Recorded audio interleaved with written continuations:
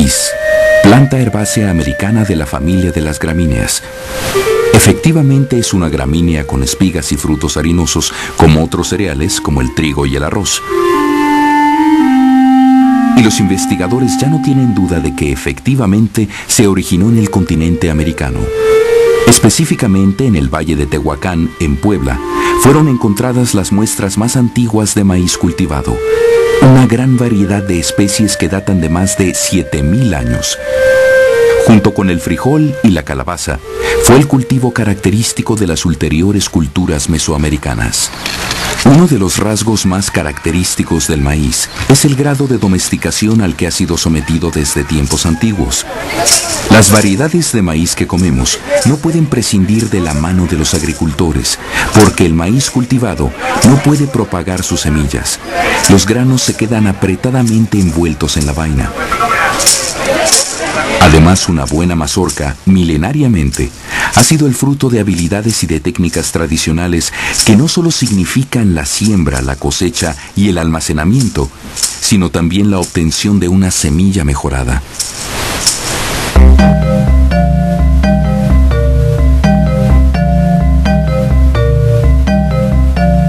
Como una aportación de Mesoamérica al mundo, actualmente el maíz se cultiva y se consume en numerosos países de todos los continentes. Se puede decir que todo el mundo come maíz o lo utiliza en diversas industrias. Sin embargo, esta planta ha formado parte esencial del desarrollo de la cultura mexicana durante siglos, como alimento y como símbolo complejo de identidad. Pero el gran tema del maíz no se puede ver como un mero asunto iconográfico.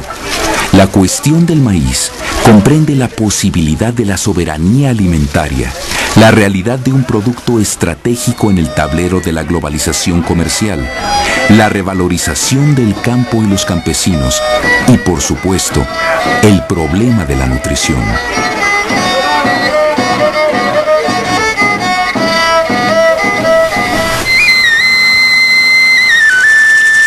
Según la hipótesis científica más firme, la mayoría de las variedades de maíz que ahora conocemos se derivan del teocintle. Para obtener las variedades evolucionadas, que no pueden crecer sin ayuda del hombre, los pobladores mesoamericanos seleccionaron las semillas que producían las mejores plantas y por métodos de cruza consiguieron granos de alta calidad. La palabra maíz la trajeron los españoles de las tierras antillanas ya colonizadas antes de la conquista de México Tenochtitlan. En lengua náhuatl, los diversos nombres que recibía el maíz denominaban el estado de madurez de la mazorca. Xilotl, cuando todavía está tierna. Elotl, cuando ya están formados los granos. Centli, cuando está seca. La planta también recibía el nombre de tlaoli. A veces se le llaman también tonacayo, o sea, nuestra carne. Sí, no es el único alimento que recibe ese nombre, pero es el que lo recibe de manera preferente. En ese sentido, se es de maíz porque es la planta fundamental que se come. Ese es el sentido que originalmente que tiene. Entre los mayas el sentido es todavía más claro. En su propia versión de las creaciones del mundo, los hombres actuales son forjados de masa de maíz. Es una variante dentro de una misma idea mesoamericana.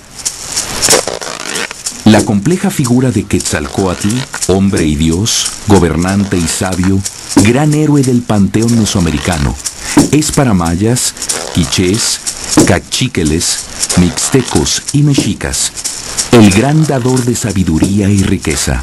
Fue él quien, en una edad cósmica, ayudó a los hombres a encontrar el sustento primordial, el maíz.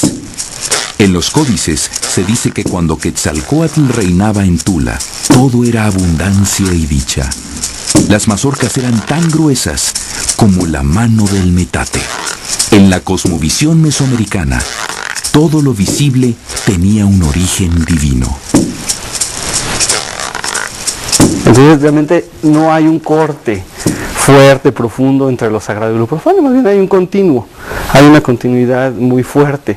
En ese sentido, el maíz comparte esas peculiaridades de esta visión del cosmos mesoamericano. El maíz es algo que proviene del ámbito divino en esta concepción. Entonces, de entrada es un ser divino y está cargado de sacralidad en todas sus partes, en todos sus elementos, en todo, desde que se siembra hasta que se cocina, tiene una carga sagrada el maíz. Pero también en el nivel humano, el ciclo del trabajo agrícola, la actividad por excelencia dadora de alimento, tenía una importancia vital, incluso dentro de la estructura teocrática y guerrera de los mexicas. En el México prehispánico no había ejércitos profesionales. No se podía hacer guerra cuando se estaba cultivando, cuando se estaba cosechando. No había guerras. ¿Por qué? Porque todo el mundo andaba cosechando, cultivando y no había quien guerreara. Cosas como esas, la política se veía influida, los tiempos de guerra, por el tiempo del maíz. Sabemos que en la dieta de los antiguos mexicanos, las distintas preparaciones del maíz tenían un lugar preponderante en combinaciones básicas con calabaza, frijol, chile, miel, cacao y hierbas, pero también acompañando guisos con aves, pescados, reptiles, insectos y gran variedad de legumbres y frutos. También se conocen las golosinas como los tamalitos con amaranto o con capulín. En los esquites, una receta verdaderamente antigua, se mezcla el sabor de los granos de elote con el perfume del epazote y del chile de árbol. No resisto contarles que las palomitas desde luego son mesoamericanas, es decir, las palomitas son muy antiguas en nuestra historia. Bueno, una de las recetas más antiguas que yo he encontrado, o digamos de tradición más antigua, es una entre los lacandones, donde ellos hacen palomitas simplemente tomando el maíz y poniéndolo en un lugar que han limpiado bien del fuego, es decir, donde lo que hay es ceniza caliente. Depositan ahí el maíz y con el calor, digamos, de lo que llamamos comúnmente el rescoldo, el maíz tiene suficiente para comenzar a tronar. Y yo me imagino a los niños mesoamericanos haciendo esto y atrapando las palomitas en el aire y comiéndoselas muy contentos.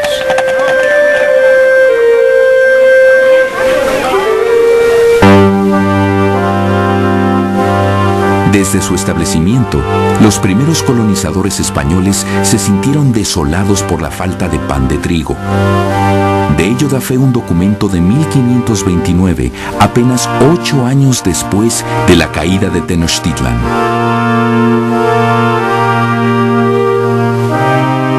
Por cuanto esta ciudad está muy mal proveída de pan, las mujeres que lo solían amasar no lo quieren hacer.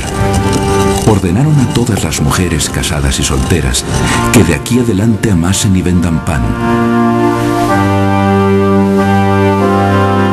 Y aquella mujer que se rehusara tendría esta pena. Si fuere soltera, le sean dados 100 azotes públicamente, y si fuere casada, esté presa ella y su marido hasta que lo hagan. No es seguro que estos castigos hayan sido generalmente impuestos, pero se evidencia en esto la irreemplazable importancia que tenían las costumbres europeas y su vital trasplante a las tierras conquistadas. Desde el momento en que los españoles ganan el control, se van a volver el grupo dominante, y con ello la cultura se va a volver la dominante. Se va a tratar de desprestigiar, digamos, al maíz en aras de resaltar la superioridad del grano, pero también de toda la cultura que representa. ¿Sí? Sin embargo, esto no se da, digamos, de una manera generalizada. Y paralelamente vas a tener españoles que tienen que reconocer las ventajas, sino a veces la superioridad en algunos aspectos que tiene el maíz frente al trigo, ¿no? Aunque en Mesoamérica el cultivo del maíz ya era eficiente y la producción y el abasto solo tenían como enemigo principal al clima, La aportación de los europeos significó nuevos aparejos de labranza, animales de tiro, utensilios de hierro y, de manera notable, un comercio intenso con otras partes del orbe.